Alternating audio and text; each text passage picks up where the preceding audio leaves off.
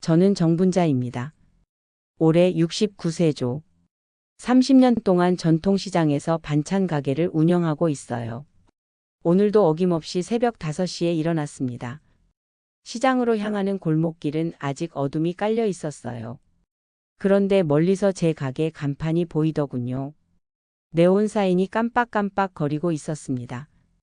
또 고장났네. 저는 한숨을 쉬며 가게 문을 열었어요. 이 간판은 벌써 3년째 말썽입니다. 전기가 불안정해서 계속 깜빡거려요. 남편 만식 씨가 빨리 바꿔야지라고 몇 번이나 이야기했는데도 계속 미뤄왔죠. 돈이 없어서가 아니에요. 그냥 우선순위가 밀렸을 뿐입니다. 가족들 챙기다 보니 정작 제 일은 뒷전이 되더라고요. 아침 준비를 마치고 손님들을 맞을 준비를 하는데 휴대폰이 울렸어요. 어머니, 저 태수예요. 사위 태수의 목소리였습니다. 평소와 달리 조금 무거워 보였어요. 어머, 태수야. 무슨 일이냐? 혹시 오늘 시간 되시면 잠깐 뵐 수 있을까요? 중요한 이야기가 있어서요. 저는 가슴이 두근거렸습니다. 혹시 지수가 아픈 건 아닐까 싶었어요. 태수는 평소에 먼저 연락하는 타입이 아니거든요. 지수는 괜찮지? 네, 지수는 괜찮습니다. 다만 제가 좀 급한 일이 생겨서요. 그날 오후 3시쯤 태수가 혼자 왔어요. 평소보다 옷차림도 단정했고 표정도 진지했습니다. 가게 뒤편 작은 사무실로 안내했죠. 어머니, 죄송한데 부탁드릴 게 있어요. 태수는 앉자마자 본론을 꺼냈어요. 저는 차 한 잔을 내밀며 기다렸습니다. 아버지 수술비가 급히 필요하고요. 그리고 제가 계획하던 카페 보증금도 마련해야 해서요. 얼마나 필요한데? 2억 정도면 될 것 같습니다. 저는 깜짝 놀랐어요. 지금까지 태수에게 도움을 준 적은 많았지만 이렇게 큰 금액은 처음이었거든요. 2억이 작은 돈이 아닌데? 아버지 수술은 언제 하시는 거야? 다음 주 화요일이에요. 심장 수술인데 미룰 수가 없어요. 태수의 표정이 어두워졌습니다. 저는 마음이 무거워졌어요. 사위의 아버지라면 우리 가족이나 마찬가지죠. 카페는 언제부터 시작하려고? 수술 끝나고 아버지가 회복되시면 바로 준비하려고 합니다. 이미 좋은 자리를 봐뒀어요. 태수가 휴대폰을 꺼내더니 몇 장의 사진을 보여줬어요. 깔끔한 카페 인테리어와 원두 볶는 기계 사진들이었습니다. 로스터리까지 직접 하려고 하거든요. 요즘 스페셜티 커피 수요가 많아져서 전망이 좋대요. 저는 사진들을 찬찬히 살펴봤습니다. 그런데 뭔가 아쉬웠어요. 구체적인 계획서나 수치 같은 건 없고 사진만 있더라고요. 혹시 사업 계획서 같은 건 있니? 매출 예상이나 손익분기점 같은. 태수의 표정이 잠깐 굳어졌어요. 아, 그런 건 따로 정리해서 가져올게요. 급해서 일단 말씀만 드리려고 했어요. 저는 고개를 끄덕였습니다. 2억은 우리 가게 1년 순수익보다 많은 돈이에요. 신중하게 생각해야 했습니다. 일단 만식 아버지랑 상의해 봐야겠다. 그리고 계획서도 자세히 봐야 하고. 네, 알겠습니다. 그런데 시간이 많지 않아서. 가능하면 빨리 부탁드려요. 태수는 일어서면서 말했어요. 그런데 표정에서 뭔가 다급함이 느껴졌습니다. 태수가 나간 후 저는 한참을 그 자리에 앉아 있었어요. 밖에서는 여전히 네온 사인이 깜빡거리고 있었습니다. 저는 지금까지 가족들에게 아낌없이 도움을 줬어요. 태수와 지수의 신혼집 보증금 3천만 원도 보탰고 가전제품들도 거의 제가 사줬죠. 명절마다 용돈도 따로 챙겨줬습니다. 그게 당연하다고 생각했어요. 가족이니까요. 딸이 행복하면 저도 행복하다고 믿었습니다. 하지만 2억은 정말 큰 돈이에요. 저는 휴대폰을 들고 만식 씨에게 전화를 걸었습니다. 여보, 태수가 왔다 갔어요. 중요한 이야기가 있다고 해서. 무슨 이야기인데? 돈 이야기예요. 2억을. 전화기 너머로 만식 씨의 한숨 소리가 들렸습니다. 집에 가서 자세히 이야기하자. 성급하게 결정할 일이 아니야. 저는 전화를 끊고 다시 간판을 올려다봤어요. 네온사인은 여전히 깜빡이고 있었습니다. 뭔가 불안한 예감이 들었지만 그냥 전기 문제려니 생각했죠. 그때는 몰랐어요. 이 깜빡이는 빛이 나중에 얼마나 중요한 역할을 할지. 저녁에 집에 돌아와서 만식 씨와 진지하게 이야기했습니다. 만식 씨는 30년간 우체국에서 집배원으로 일했어요. 성격이 느긋하지만 한번 결정하면 끝까지 밀고 나가는 타입이죠. 분자야, 2억이 작은 돈인가? 우리 가게 순이익으로 치면 1년 반은 좋게 걸려.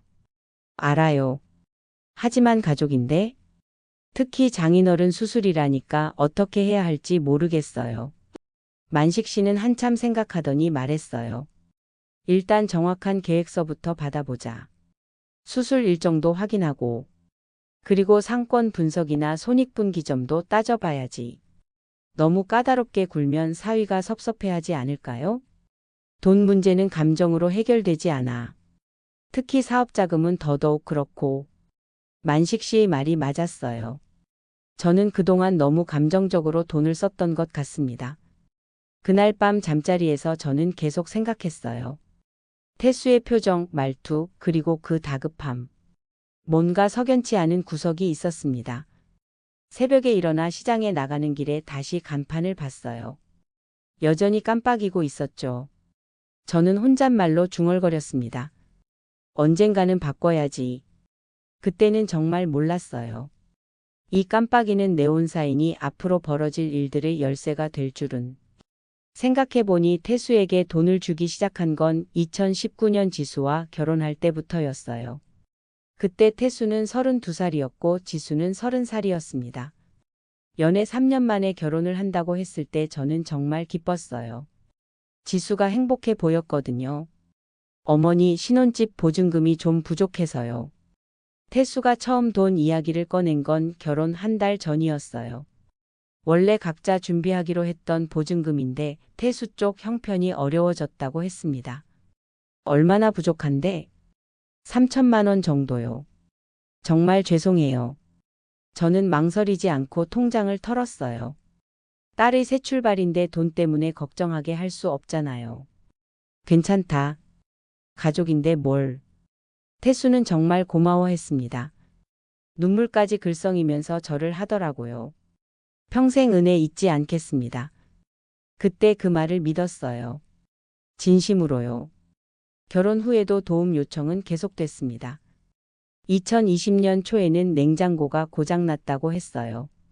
어머니 냉장고 사려고 하는데 당장 현금이 없어서요. 얼마짜리로 살 거야? 200만 원 정도 제품을 보고 있어요. 할부로 하려다가 이자가 아까워서요. 저는 또 선뜻 줬습니다. 할부 이자 내는 것보다 낫다고 생각했거든요. 그해 여름에는 에어컨이었어요. 가을에는 세탁기였고요. 2021년에는 TV까지. 어머니가 사주시는 가전이 제일 좋아요. 마음이 담겨 있어서 그런가 봐요. 태수는 매번 이런 식으로 말했어요. 저는 그 말에 기분이 좋아졌습니다. 사위가 저를 친어머니처럼 생각한다는 게 뿌듯했어요. 2022년에는 명절 용돈이 정기화됐습니다. 추석과 설날마다 50만 원씩 따로 챙겨줬어요. 지수한테는 따로 주고 태수한테도 또 따로 주고요. 사위도 아들이니까 당연하지. 만식 씨가 너무 많이 주는 거 아니냐고 했지만 저는 상관없었어요. 우리 가게가 잘 되고 있었고 가족이 좋아하는 모습을 보는 게 더 좋았거든요. 2023년에는 여행비까지 보탰습니다. 태수가 지수랑 제주도 가려는데 경비가 빠듯해서요라고 하더라고요. 얼마나 필요해? 100만 원 정도면 넉넉할 것 같아요. 저는 그것도 흔쾌히 줬어요. 젊은 부부가 추억 만드는 게 얼마나 중요한가요? 그런데 이상한 건 지수였어요. 점점 미안해하는 표정을 짓더라고요. 엄마, 우리가 너무 많이 받는 것 같아. 무슨 소리야?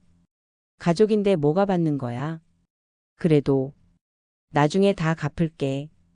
지수는 항상 나중에 갚겠다고 했어요. 하지만 저는 갚으라고 준 게 아니었어요. 그냥 주고 싶어서 준 거였어요. 올해 초까지도 그런 식이었습니다. 태수가 뭔가 필요하다고 하면 저는 거의 자동으로 지갑을 열었어요.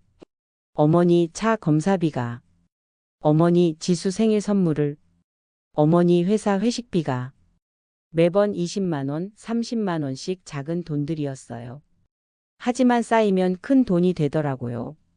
어느 날 만식 씨가 제 통장을 보고 깜짝 놀랐어요. 분자야, 1년에 태수한테 얼마나 줬는지 계산해 봤어? 얼마나 줬는데?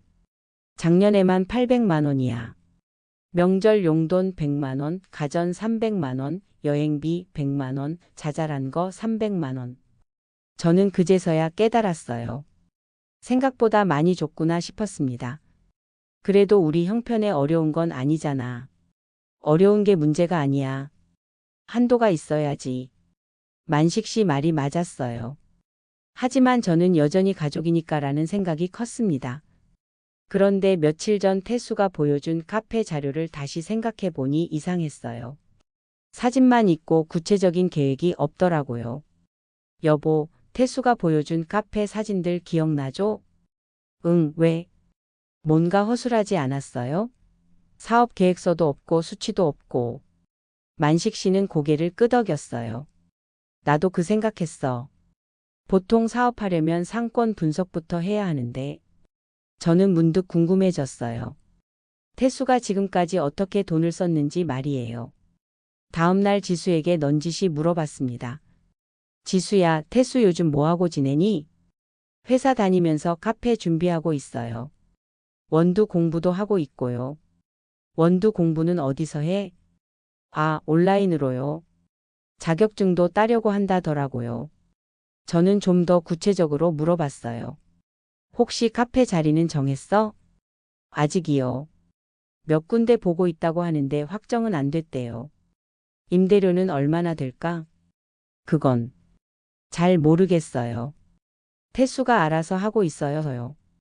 지수도 태수의 사업 계획을 자세히 모르고 있었어요. 이상했습니다.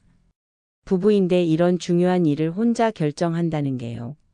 그날 저녁 만식 씨와 다시 이야기했어요. 여보, 뭔가 이상해요. 뭐가? 태수 계획이 너무 막연해요. 지수도 잘 모르고 있고. 만식 씨는 잠깐 생각하더니 말했어요. 우리가 너무 쉽게 돈을 줘서 그런 건 아닐까? 무슨 말이에요? 생각해봐. 매번 조금씩 달라고 해서 주고 또 달라고 해서 주고. 혹시 우리를 ATM으로 보는 건 아닐까? 그 말에 가슴이 철렁했어요. 설마 그럴 리는 없을 거라고 생각했지만 의심의 씨앗이 심어졌습니다. 저는 그동안의 일들을 다시 떠올려 봤어요. 태수가 돈을 달라고 할 때마다 보였던 표정, 말투, 그리고 받고 난 뒤의 태도. 처음에는 정말 고마워했어요. 하지만 점점 당연하다는 식으로 바뀌었습니다. 최근에는 거의 통보에 가까웠고요. 어머니 이거 좀 도와주세요. 예전에는 도와주시면 안 될까요? 였는데 이제는 도와주세요가 됐어요. 미묘한 차이지만 느낌이 달랐습니다. 저는 침대에 누워서 한참을 생각했어요. 혹시 제가 태수를 망쳐놓은 건 아닐까? 너무 쉽게 돈을 줘서 버릇을 나쁘게 만든 건 아닐까? 다음 날 아침 가게에 나가면서 저는 결심했어요. 이번 2억 건은 신중하게 접근하겠다고. 무조건 주는 게 사랑이 아니라는 걸 깨달았거든요. 간판은 여전히 깜빡이고 있었어요. 그 불안정한 빛을 보면서 저는 생각했습니다. 혹시 우리 가족 관계도 이 간판처럼 불안정한 건 아닐까? 하지만 그때는 아직 몰랐어요. 진짜 충격은 이제 시작이라는 걸. 태수가 2억을 달라고 한 지 사흘이 지났어요. 저는 만식 씨와 상의해서 결론을 내렸습니다. 일단 만나서 구체적인 계획서부터 받아보자. 그날 오후 태수가 다시 가게로 왔어요. 이번에는 지수도 함께였습니다. 지수는 얼굴이 좀 상기되어 있었어요. 어머니, 계획서 가져왔어요. 태수가 파일 하나를 내밀었습니다. 저는 찬찬히 살펴봤어요. A4 용지 5장 정도였는데 내용이 생각보다 부실했습니다. 태수야, 이게 전부야? 네, 일단 개략적인 계획서고요. 세부 사항은 자리가 확정되면 더 구체적으로 만들 예정이에요. 저는 계획서를 다시 봤어요. 예상 매출이나 손익분기점, 상권 분석 같은 건 전혀 없었습니다. 그냥 월 예상 고객수 300명, 객단가 8,000원이라는 추정만 있을 뿐이었어요. 이 숫자들은 어떻게 나온 거야? 근거가 있어? 태수의 표정이 살짝 굳어졌어요. 비슷한 카페들 평균을 참고했어요. 어느 카페들? 인터넷에서 찾아본 자료들이요. 저는 의심스러웠어요. 너무 막연했거든요. 그리고 장인어른 수술 일정은 언제라고 했지? 다음 주 화요일이요. 어느 병원이고 무슨 과야? 태수가 잠깐 머뭇거렸어요. 세브란스 병원 흉부외과예요. 저는 고개를 끄덕였습니다. 그런데 이상했어요. 보통 이런 큰 수술이면 미리미리 준비하는데 왜 이제야 돈 이야기를 하는 건지. 태수야, 죄송한데 좀 더 구체적인 자료가 필요할 것 같아. 어떤 자료요? 상권 분석, 임대료 정보, 정확한 손익분기점. 그리고 수술비 견적서도 보여줄 수 있어? 태수의 얼굴이 확연히 굳어졌어요. 옆에 있던 지수도 당황하는 기색이 역력했습니다. 어머니, 그런 것까지 다 필요한가요? 가족인데? 가족이라서 더 신중해야지. 2억이 작은 돈이야? 만식 씨가 끼어들었어요. 그때까지 조용히 듣고 있던 만식 씨였는데 목소리에 단호함이 있었습니다. 사업은 감정으로 하는 게 아니야. 특히 이렇게 큰 돈이 들어가는 일은 더더욱 그렇고. 태수가 입술을 꾹 다물었어요. 평소에 온화했던 얼굴에서 다른 표정이 스쳐 지나갔습니다. 알겠습니다. 그럼 자료 더 준비해서 다시 오겠습니다. 그래, 그러자. 우리도 신중하게 검토해 볼게. 태수는 지수의 손을 잡고 일어났어요. 나가면서 지수가 저를 돌아봤는데 눈에 서운함이 가득했습니다. 엄마. 지수야, 우리도 이해해줘. 큰 돈이잖아. 지수는 더 이상 말하지 않고 따라 나갔어요. 그들이 나간 후 가게에는 어색한 침묵이 흘렀습니다. 저는 뭔가 잘못한 것 같은 기분이 들었어요. 여보, 제가 너무 까다롭게 군 걸까요? 아니야. 당연한 요구야. 오히려 지금까지 너무 무조건적으로 줬던 게 문제지. 만식 씨가 제 어깨를 토닥 여줬어요. 하지만 마음이 편하지 않았습니다. 그날 밤 지수에게서 문자가 왔어요. 엄마, 태수가 많이 상처받았어요. 그동안 얼마나 감사하게 생각했는데. 저는 답장을 보냈습니다. 지수야, 엄마도 마음이 아파. 하지만 이번엔 신중하게 생각해 봐야 할 것 같아. 더 이상 답장은 오지 않았어요. 다음 날 아침 가게에 나갔는데 뭔가 이상했어요. 평소보다 손님들 시선이 많이 느껴졌습니다. 그리고 몇몇 상인들이 수근거리는 소리가 들렸어요. 분자네가 사위 쫓아냈다더라. 돈 때문에 그랬다는데. 저는 깜짝 놀랐어요. 어떻게 이런 이야기가 나돌고 있는 거죠? 점심때 옆 가게 술래 언니가 와서 조심스럽게 물어봤어요. 분자야, 태수 때문에 고생이 많다며? 무슨 소리예요? 아, 모르고 있었구나. 단톡방에 이야기가 나돌고 있어. 술래 언니가 휴대폰을 꺼내더니 단톡방을 보여줬어요. 상인의 단톡방이었습니다. 분자네가 사위한테 너무 매정하게 군다는 이야기가 있어. 아버지 수술비도 안 준다고. 저는 당황했어요. 누가 이런 이야기를 퍼뜨린 거죠? 언니, 그게 아니에요. 나는 분자 편이야. 하지만 다른 사람들은 좀 다르게 생각하는 것 같아. 술래 언니가 미안하다는 표정으로 말했어요. 저녁에 집에 돌아와서 만식 씨에게 이야기했어요. 여보, 큰일 났어요. 동네에 이상한 소문이 돌고 있어요. 무슨 소문? 우리가 사위 아버지 수술비도 안 준다고. 만식 씨의 표정이 어두워졌어요. 누가 그런 소리를 퍼뜨렸을까? 모르겠어요. 하지만 분명한 건 우리 이야기가 잘못 전해지고 있다는 거예요. 그때 제 휴대폰이 울렸어요. 태수에게서 온 문자였습니다. 어머니, 지수가 많이 아파요. 스트레스성 출혈이 있어서 병원에 갔어요. 임신 초기라서 위험할 수 있다고 하네요. 급하게 입원비가 필요해서 연락드려요. 계좌 보내드릴게요. 저는 깜짝 놀랐어요. 지수가 임신했다고요? 언제부터요? 바로 지수에게 전화를 걸었어요. 하지만 전화를 받지 않았습니다. 태수에게 다시 전화했어요. 태수야, 지수가 임신했다고. 언제부터? 아직 초기라서 말씀 안 드렸어요. 6주 정도 됐어요. 지금 어느 병원에 있어? 강남성 모병원이요. 산부인과에서 입원 중이에요. 지금 가볼게. 아니에요. 너무 늦었고 지수도 자고 있어요. 내일 아침에 오세요. 전화를 끊고 저는 만식 씨와 마주 봤어요. 여보, 지수가 임신했대요. 그런데 스트레스 때문에 출혈이 있어서 입원했다고. 정말? 태수가 입원비 때문에 돈이 필요하다고 하네요. 만식 씨가 잠깐 생각하더니 말했어요. 분자야, 뭔가 이상하지 않아? 뭐가요? 타이밍이 너무 절묘해. 우리가 거절한 직후에 갑자기 임신, 갑자기 출혈, 갑자기 입원. 저는 만식 씨의 말에 소름이 돋았어요. 설마 그럴 리는. 하지만 의심이 들기 시작했습니다. 여보, 그래도 지수인데? 우리 딸인데? 그렇기 때문에 더 확인해 봐야 해. 문자에 병원명이나 진료과 담당의 이름이 있어? 차트 번호는? 저는 문자를 다시 봤어요.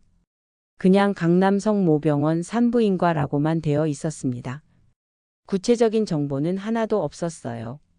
일단 내일 아침에 직접 가보자. 그전에는 절대 돈 보내지 마. 그날 밤 저는 잠을 이룰 수 없었어요. 지수가 정말 아픈 건지 아니면 다른 이유가 있는 건지 알 수가 없었습니다. 새벽에 일어나서 시장에 나가는 길에 간판을 봤어요. 여전히 깜빡이고 있었죠. 그 불안정한 빛처럼 제 마음도 흔들리고 있었어요. 하지만 한 가지는 확실했습니다. 이번엔 확인하고 행동하겠다는 것. 더 이상 눈 감고 귀 막고 주지는 않겠다고 다짐했어요. 다음 날 아침 일찍 강남성 모병원으로 갔어요. 산부인과에서 지수를 찾았는데 입원 환자 명단에 지수 이름이 없었습니다. 혹시 박지수 씨 입원하셨나요? 확인해 보겠습니다. 어제 응급실 기록에도 없네요. 간호사의 말에 저는 당황했어요. 태수가 거짓말을 한 걸까요? 급하게 지수에게 전화를 걸었어요. 이번에는 받더라고요. 지수야, 엄마야. 괜찮아? 엄마? 네, 괜찮아요. 병원에 있다며? 지금 어디 있어? 집에 있어요. 어제 병원 갔다가 집에 왔어요. 입원 안 했어? 입원요? 아니요, 검사만 받았어요. 저는 혼란스러웠어요. 태수가 말한 것과 완전히 달랐거든요. 지수야, 혹시 임신했어? 전화기 너머로 잠깐의 침묵이 흘렀어요. 엄마, 왜 갑자기 그런 말씀을? 태수가 그렇게 말했어. 그게 좀 복잡해요. 나중에 직접 만나서 이야기할게요. 지수는 얼버무리며 전화를 끊었어요. 뭔가 이상했습니다. 집으로 돌아가는 길에 만식 씨에게 전화했어요. 여보, 병원에 지수 입원 기록이 없어요. 그럼 태수가 거짓말한 거야? 지수도 말을 얼버무리고 뭔가 숨기는 것 같아요.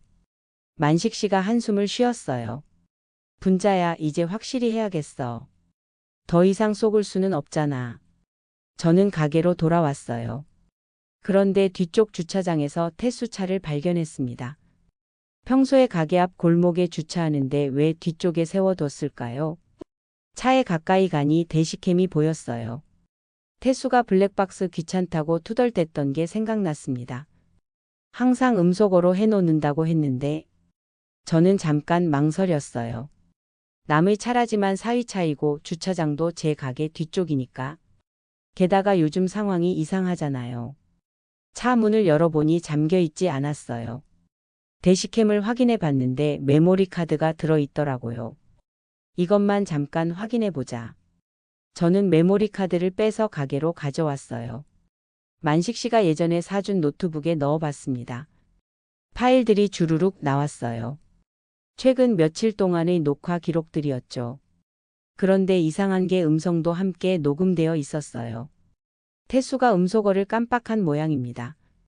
하나씩 들어보는데 대부분 의미 없는 소리들이었어요.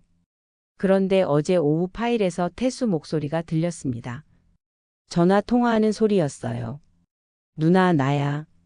누나라고요? 태수에게 누나가 있었나요?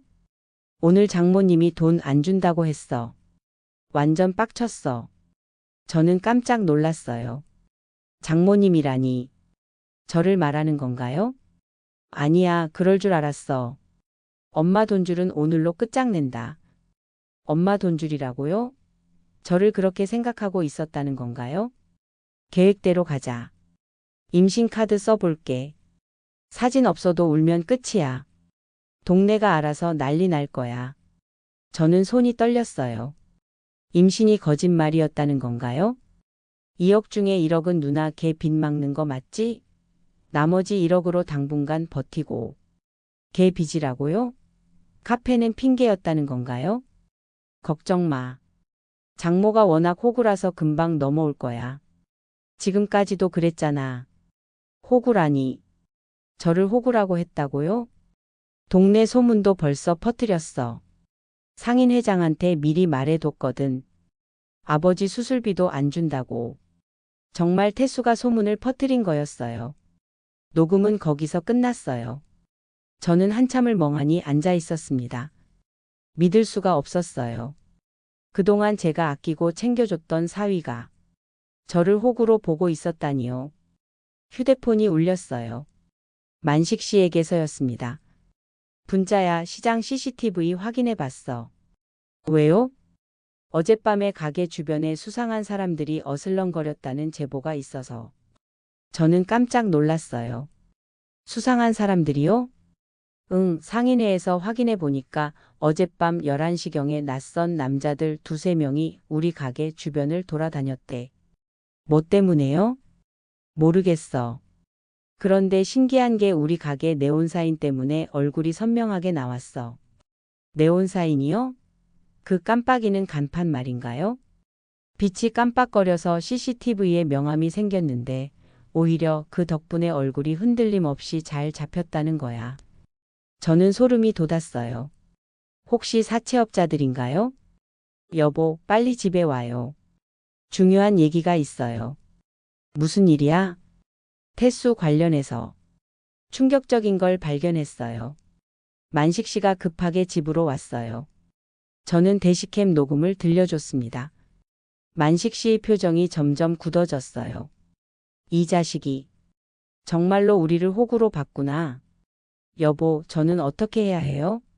지수는 어떻게 하고? 일단 차근차근 증거부터 정리하자. 그리고 장부도 다시 확인해 봐야겠어. 저는 그동안 모아둔 장부들을 꺼냈어요. 포스기에서 나오는 지 리포트도 습관적으로 묶어서 보관하고 있었거든요. 분자야, 혹시 태수가 카페 시뮬레이션 한다고 매출표 같은 거 빌려간 적 있어? 아, 그런 게 있었어요. 작년에 우리 가게 매출 자료를 참고하고 싶다고 해서. 그럼 그것도 확인해 봐야겠어. 혹시 조작했을 수도 있어. 저는 파일들을 뒤져봤어요. 태수가 가져간 자료와 실제 지 리포트를 비교해 봤더니 숫자가 다른 부분들이 있었어요. 여보, 이것 좀 봐요. 태수가 가져간 자료에는 월 매출이 800만 원인데 실제로는 600만 원이었어요. 허위로 부풀린 거네. 카페 매출 예상을 과장하려고. 저는 점점 화가 났어요. 그동안 얼마나 정성스럽게 도와줬는데. 그리고 여보, CCTV에 나온 그 사람들. 혹시 사채업자일까요? 가능성이 높아. 태수가 누나 걔 빚 얘기했잖아. 아마 돈 받으러 온 걸 거야. 저는 등골이 오싹했어요. 사채업자들이 우리 가게까지 왔다니. 여보, 우리 어떻게 해야 해요? 만식 씨가 잠깐 생각하더니 말했어요. 분자야, 이제 그만 당하고 살자.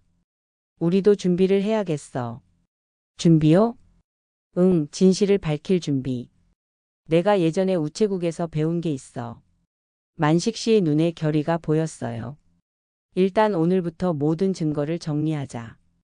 대시캠 녹음, 장부 자료, CCTV 영상. 그리고 내가 한 가지 방법이 있어. 무슨 방법이요? 내용 증명 보내는 거야. 상인 회장이랑 소문 퍼뜨린 사람들한테. 저는 만식 씨를 다시 봤어요.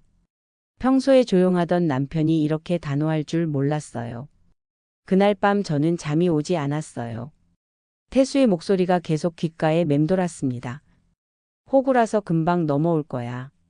정말 저는 호구였을까요? 가족을 사랑하는 마음이 호구짓이었을까요? 새벽에 일어나서 시장에 나가는 길에 간판을 봤어요. 여전히 깜빡이고 있었죠. 하지만 이제는 달랐어요. 그 깜빡이는 빛이 진실을 밝혀줄 열쇠였다는 걸 알았거든요. 고마워, 네오나. 네가 없었으면 저 사채업자들 얼굴도 못 봤을 텐데. 저는 간판을 올려다보며 혼잣말했어요. 이제 반격할 시간이었습니다. 만식 씨는 30년간 우체국에서 일하면서 내용 증명 업무를 수도 없이 처리했어요.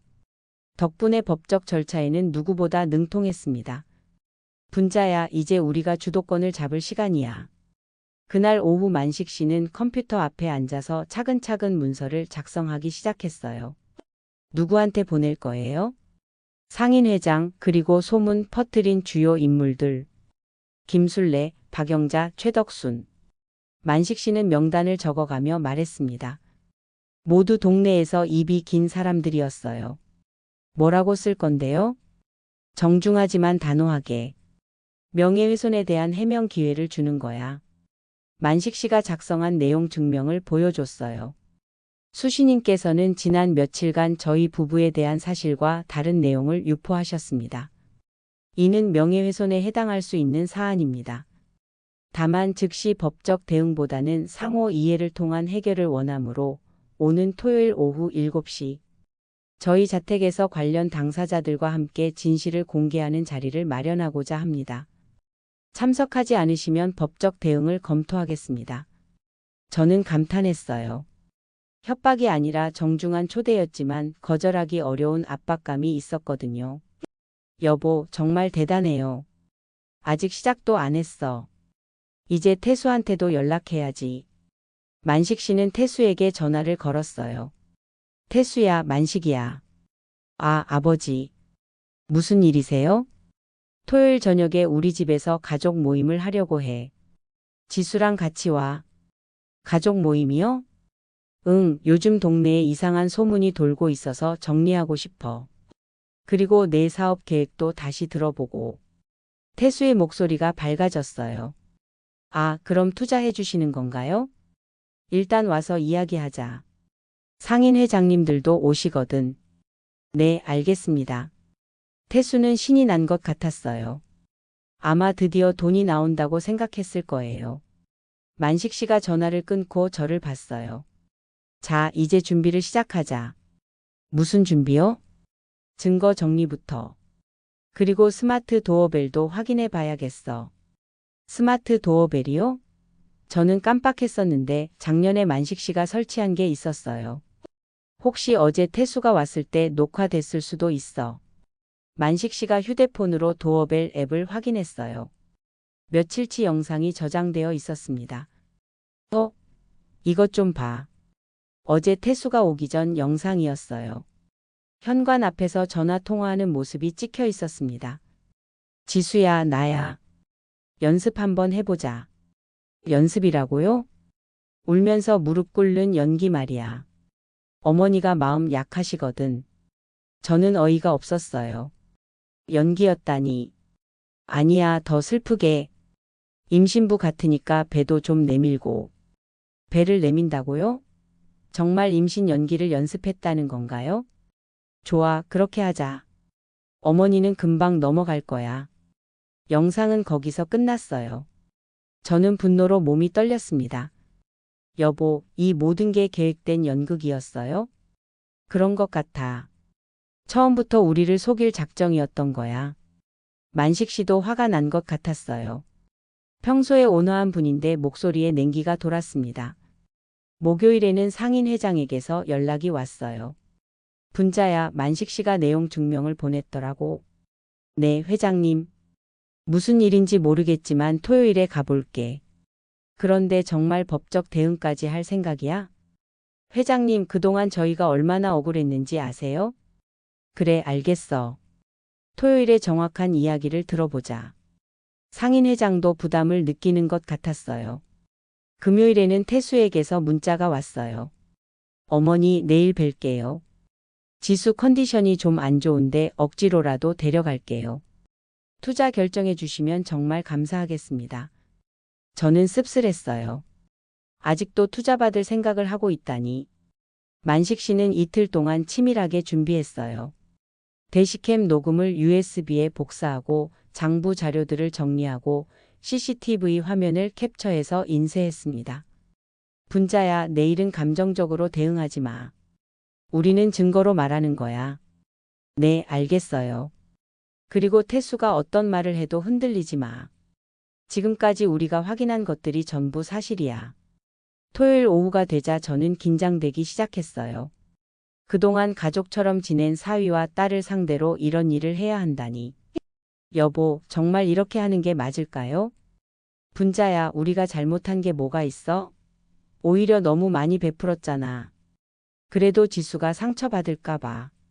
지수도 진실을 알 권리가 있어. 남편이 어떤 사람인지 말이야. 만식 씨 말이 맞았어요. 이제는 모든 걸 공개할 때였습니다. 오후 6시 30분경부터 사람들이 하나둘 오기 시작했어요. 상인 회장, 김술래 언니, 박영자 언니, 최덕순 언니. 모두 어색한 표정이었어요. 분자야, 무슨 일인지 모르겠지만 잘 해결되길 바라. 네, 회장님. 오늘 모든 걸 정리하려고 해요. 7시 정각에 태수와 지수가 왔어요. 지수는 정말로 배를 내밀고 있었고 태수가 부축하고 있었습니다. 어머니, 지수가 아직 많이 힘들어해요. 빨리 이야기 마치고 집에 가려고요. 태수는 여전히 연기를 하고 있었어요. 거실에 모든 사람이 모였습니다. 8명 정도 되니 좀 복작복작했어요. 만식 씨가 일어서서 말했어요. 오늘 모여주셔서 감사합니다. 요즘 저희 부부에 대한 잘못된 소문이 돌고 있어서 진실을 말씀드리려고 해요. 그 전에 영상 하나 보시죠. 만식 씨가 TV를 켰어요. 그리고 USB를 연결했습니다. 태수의 얼굴이 살짝 굳어졌어요. 뭔가 예상과 다르다는 표정이었죠. 이건 태수차 블랙박스에서 나온 음성입니다. 누나, 나야. 오늘 장모님이 돈 안 준다고 했어. 녹음이 재생되기 시작했어요. 거실이 조용해졌습니다. 엄마 돈줄은 오늘로 끝장낸다. 상인 회장의 표정이 변했어요. 2억 중에 1억은 누나 걔 빚 막는 거 맞지?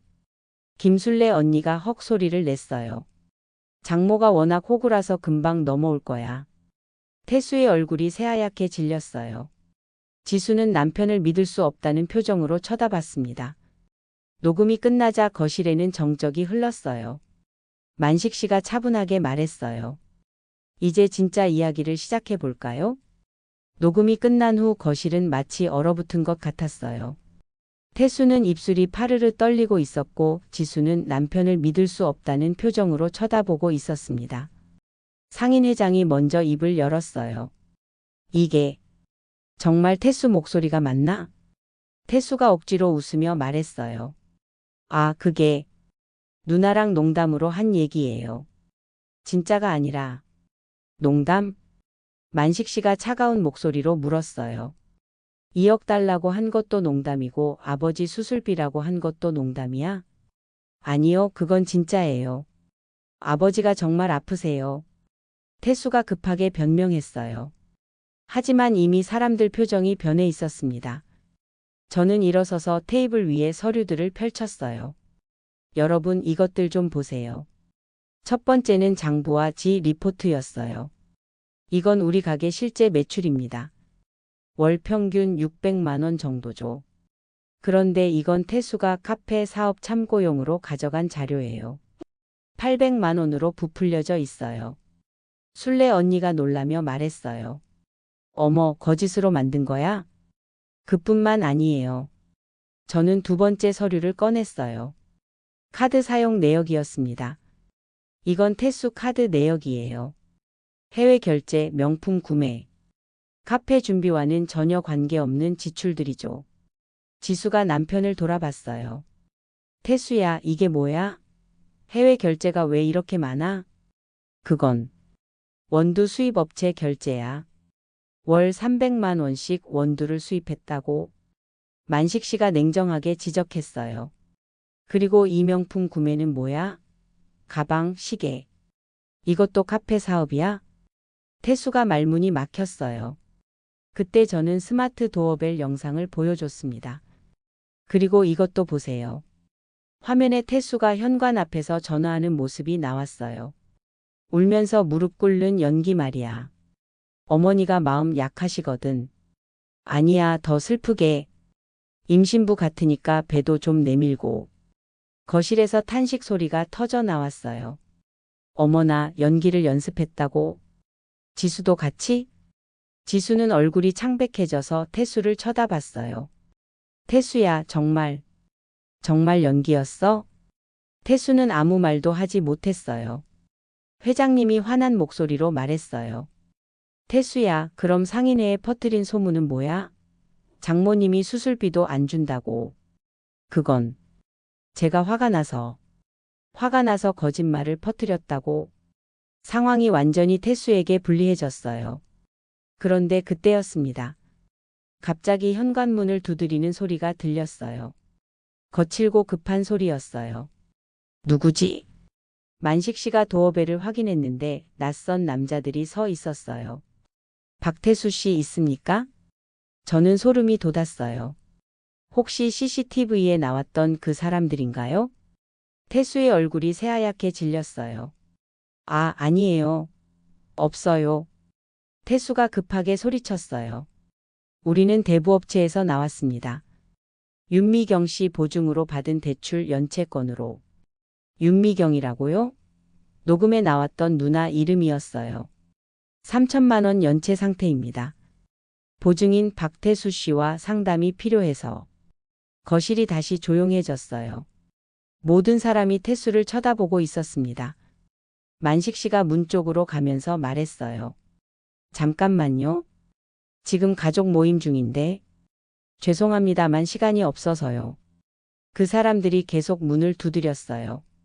저는 급하게 휴대폰을 꺼내서 112에 전화했어요. 여보세요, 경찰서죠? 지금 저희 집에 사채업자들이 와서. 몇 분 후 경찰차 사이렌 소리가 들렸어요. 만식 씨가 나가서 상황을 설명했습니다. 경찰은 대부업체 사람들에게 신분증을 확인하고 조용히 물러나라고 했어요. 민사 문제는 법적 절차를 통해 해결하세요. 이런 식으로 찾아오시면 안 됩니다. 대부업체 사람들이 물러간 후 경찰이 저희에게도 상황을 물어봤어요. 혹시 피해를 당하신 적 있으신가요? 만식 씨가 차분하게 답했어요. 아니요, 저희와는 관계없는 일이에요. 다만 가족 중에 연루된 사람이 있는 것 같습니다. 경찰이 태수를 봤어요. 보증을 서신 건가요? 태수는 고개를 끄덕였어요. 얼마나 되는 금액인가요? 3천만 원이요. 본인이 직접 빌린 게 아니라 보증만 선 거죠? 네. 누나가 걔 때문에 급해서. 경찰이 고개를 끄덕였어요. 보증 관계는 민사 문제니까 변호사와 상담받아 보세요. 그리고 이런 업체들이 또 찾아오면 즉시 신고하시고요. 경찰이 간 후 거실은 더욱 조용해졌어요. 회장님이 한숨을 쉬며 말했어요. 태수야, 이게 다 무슨 일이야? 누나 빚 보증도 서고. 회장님, 제가 잘못했어요. 태수가 무릎을 꿇었어요. 하지만 이번엔 진짜였어요. 어머니, 아버지 정말 죄송합니다. 저는 복잡한 기분이었어요. 분명 화가 났는데 무릎 꿇은 사위를 보니 마음이 아프기도 했습니다. 태수야, 일어나. 아니에요. 제가 정말 잘못했어요. 처음에는 정말 급해서 그런 거였는데 점점 잘못된 길로 빠졌어요. 지수가 눈물을 흘리며 말했어요. 태수야, 정말 임신도 거짓말이었어?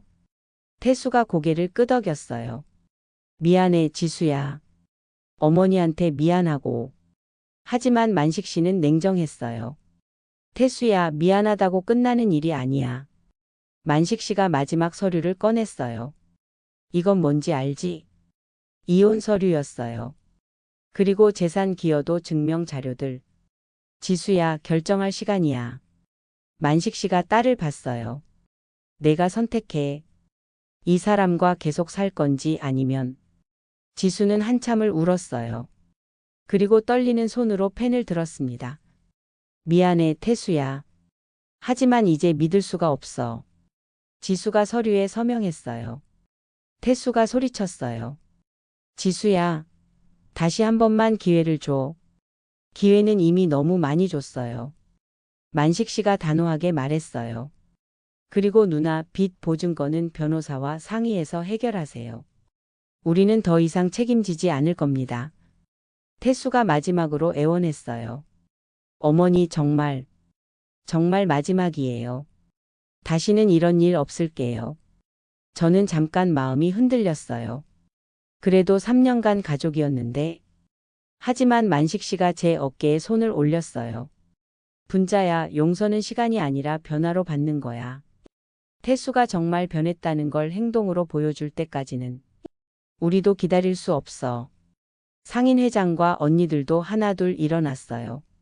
분자야, 우리가 몰라서 그랬어. 정말 미안하다. 앞으로는 이런 소문 함부로 퍼뜨리지 않을게. 사람들이 모두 나간 후 거실에는 저희 가족만 남았어요. 태수는 마지막까지 애원했지만 결국 혼자 나갔어요. 지수는 제 품에서 한참을 울었습니다. 엄마, 제가 바보였어요. 진작 알아봤어야 했는데. 괜찮아, 지수야. 이제 새로 시작하면 돼. 그날 밤 저는 잠이 오지 않아서 창밖을 내다봤어요. 시장 쪽에서 네온사인이 여전히 깜빡이고 있었습니다. 하지만 이제는 달랐어요. 그 빛이 진실을 밝혀주는 등대 같았거든요. 고마워, 네온아. 내가 없었으면 이 모든 걸 밝혀낼 수 없었을 거야. 저는 혼잣말하며 미소를 지었어요. 힘들었지만 이제 진짜 끝이었습니다. 사람들이 모두 나간 후 거실에는 저희 가족과 태수만 남았어요. 태수는 여전히 무릎을 꿇고 있었습니다. 어머니, 정말 마지막 기회만 주세요. 태수의 목소리에는 진심이 담겨 있었어요. 하지만 이미 너무 늦었습니다. 만식 씨가 테이블 위에 서류들을 정리하며 말했어요. 태수야, 이제 현실을 받아들여. 무슨 말씀이세요? 내가 한 일들을 생각해봐.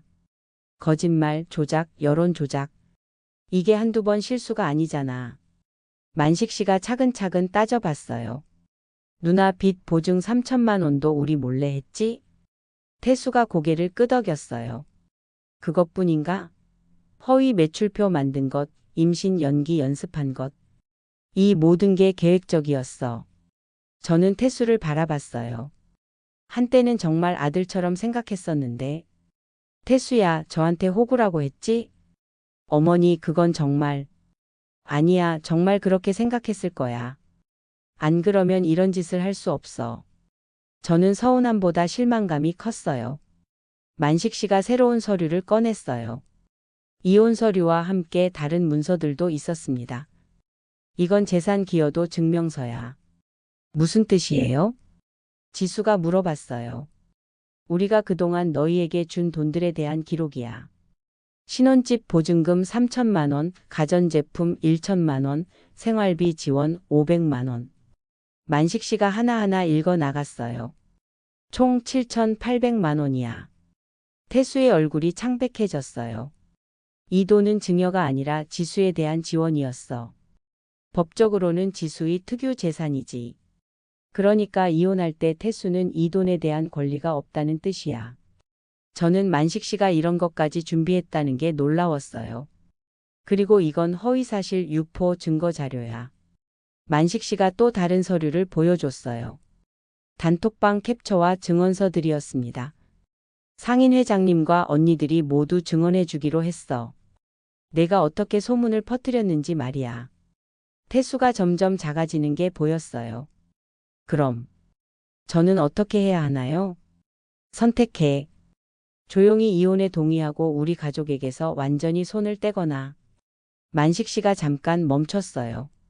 아니면 법대로 하거나 명예훼손, 사기 혐의로 고발당하거나 태수가 벌벌 떨었어요. 사기요? 응.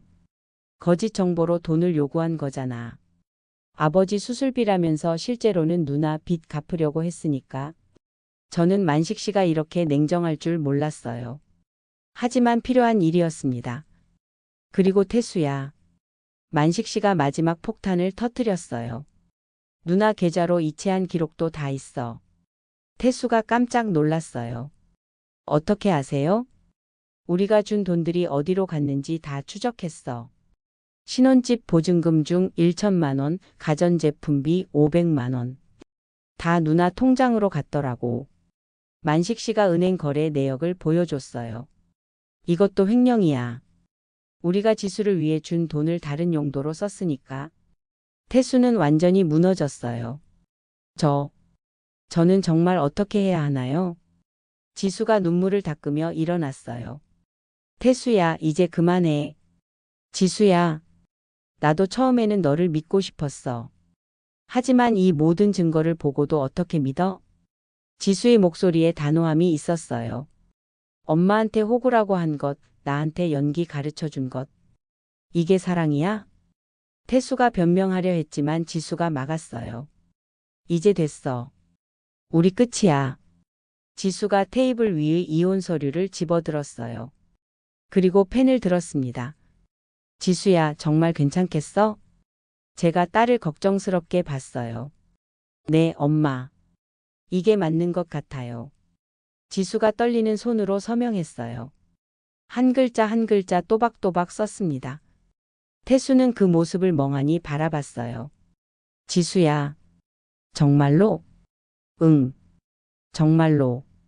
지수가 서명을 마치고 펜을 내려놨어요. 만식 씨가 서류를 정리하며 말했어요. 태수야, 이제 선택해.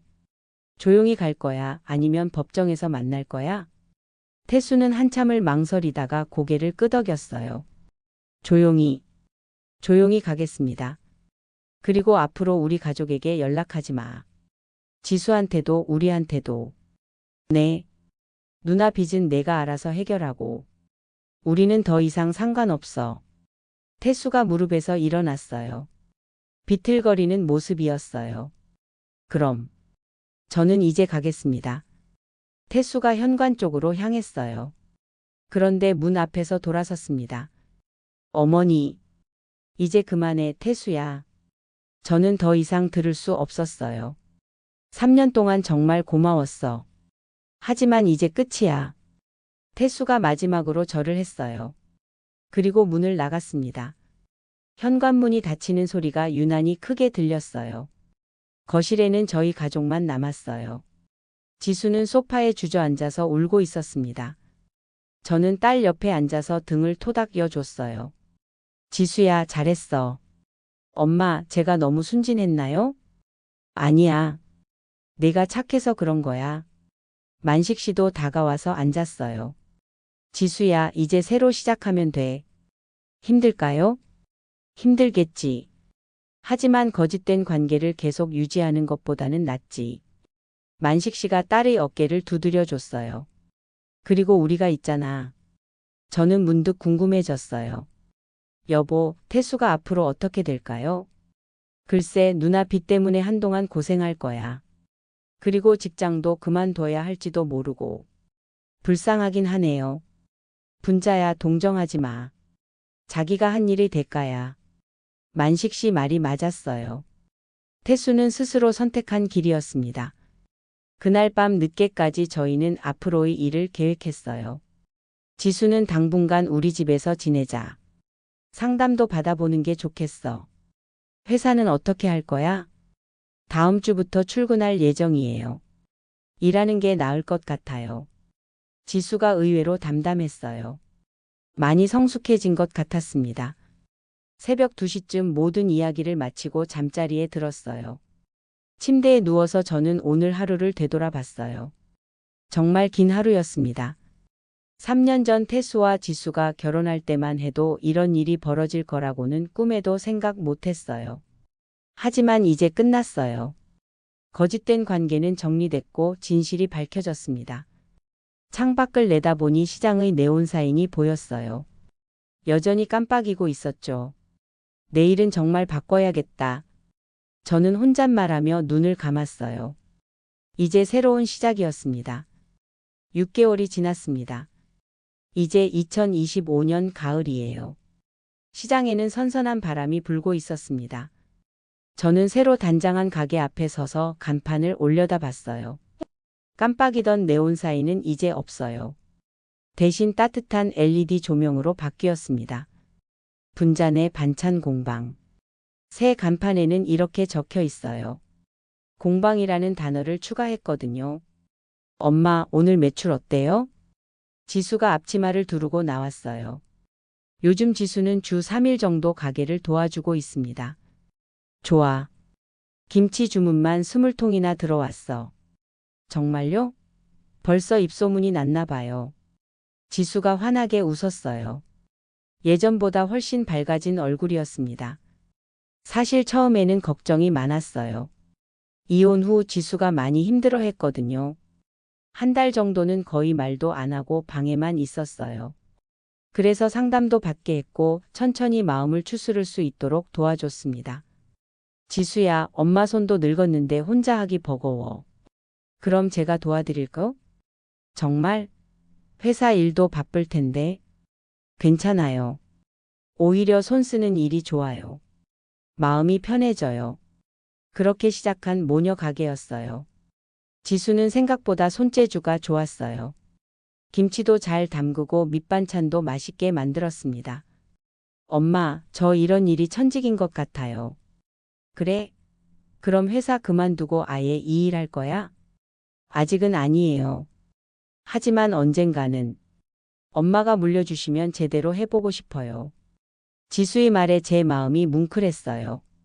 딸이 제 일을 이어받고 싶어 한다니. 가게를 리뉴얼하면서 작은 공방도 만들었어요. 손님들이 직접 김치 담그는 법을 배울 수 있도록 했거든요.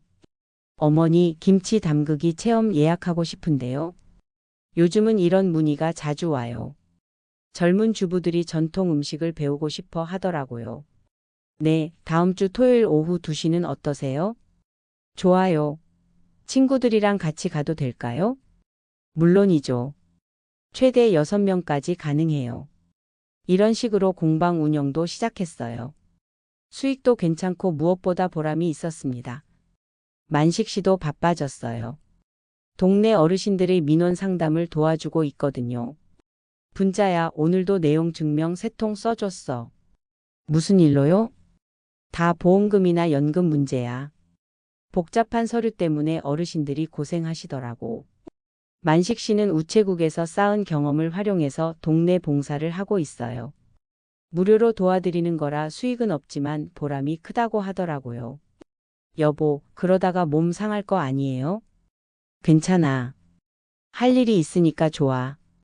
덕분에 동네에서 만식 씨 인기가 하늘을 찌르고 있어요. 분자야, 우리 집 만식 씨 정말 고마워. 분자네 남편 덕분에 보험금 제대로 받았어.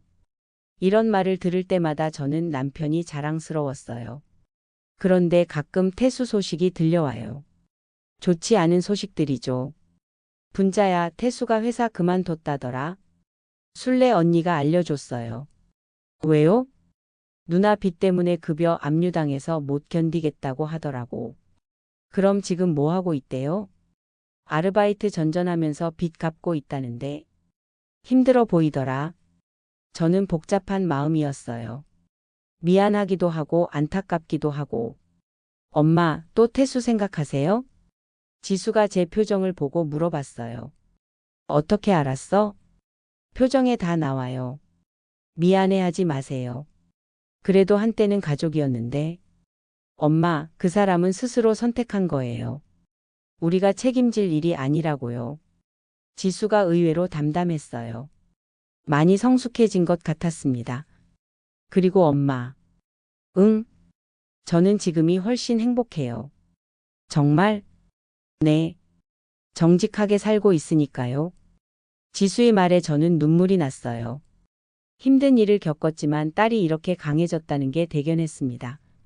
어느 날 저녁 가게 정리를 하는데 경찰서에서 연락이 왔어요. 정분자시죠? 박태수 씨 관련해서 연락드려요. 무슨 일인가요? 사기 혐의로 고발당했는데 조사 과정에서 부인 언급이 나와서요. 사기요? 네, 다른 사람들한테도 비슷한 수법을 썼다고 하네요. 필요하시면 피해자로 신고하실 수 있어요. 저는 잠깐 생각했어요. 하지만 거절했습니다. 아니에요. 저희는 이미 정리됐어요. 그러세요? 알겠습니다. 전화를 끊고 저는 한숨을 쉬었어요. 태수는 끝까지 변하지 않았나 보더라고요. 엄마, 누구세요? 경찰서에서. 태수가 또 사기쳤다는데. 지수가 잠깐 굳은 표정을 했다가 고개를 저었어요. 다행히 우리는 벗어났네요. 그러게. 정말 다행이야. 그해 겨울 저는 특별한 결정을 했어요. 가게 한쪽에 작은 카페 공간을 만든 거예요. 손님들이 김치나 반찬을 사고 나서 차 한 잔 마실 수 있도록 했죠. 엄마, 이거 완전 좋은 아이디어예요.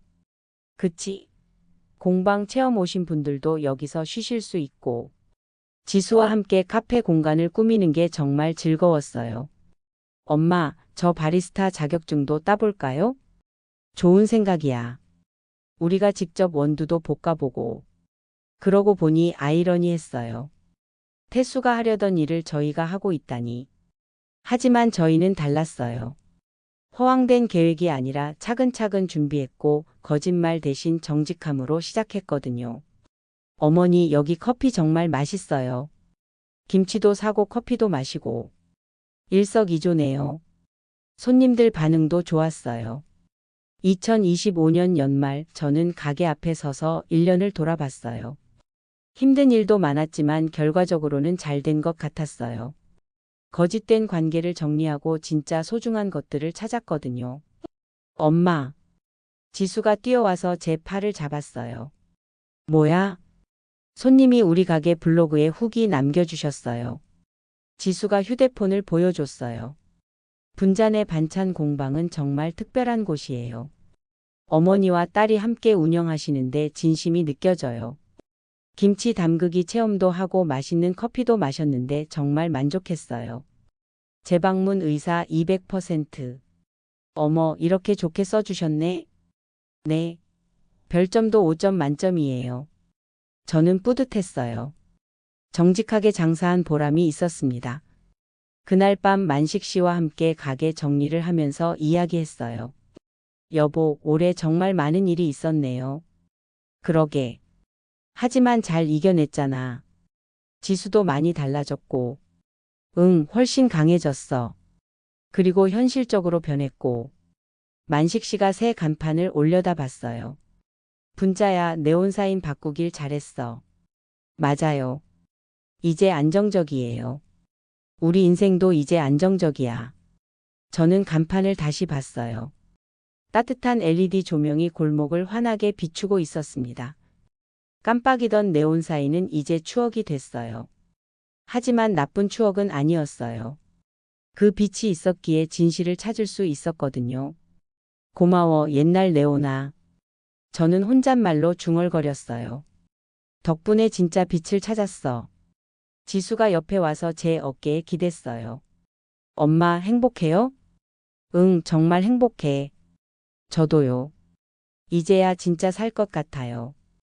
딸의 말에 저는 마음이 따뜻해졌어요. 그렇게 저희는 새로운 삶을 시작했습니다. 거짓 없이 정직하게, 그리고 서로를 진심으로 아끼면서요. 가끔 힘들 때도 있지만 저는 알고 있어요. 진실한 관계는 시간이 걸려도 결국 빛을 발한다는 걸요. 마치 저희 가게의 새 간판처럼 말이에요. 깜빡이지 않고 꾸준히 따뜻하게 빛나는 그런 삶을 살고 있습니다. 그리고 무엇보다 이제 저는 확신해요. 빛은 깜빡여도 내 자존심은 꺼지지 않는다는 걸요.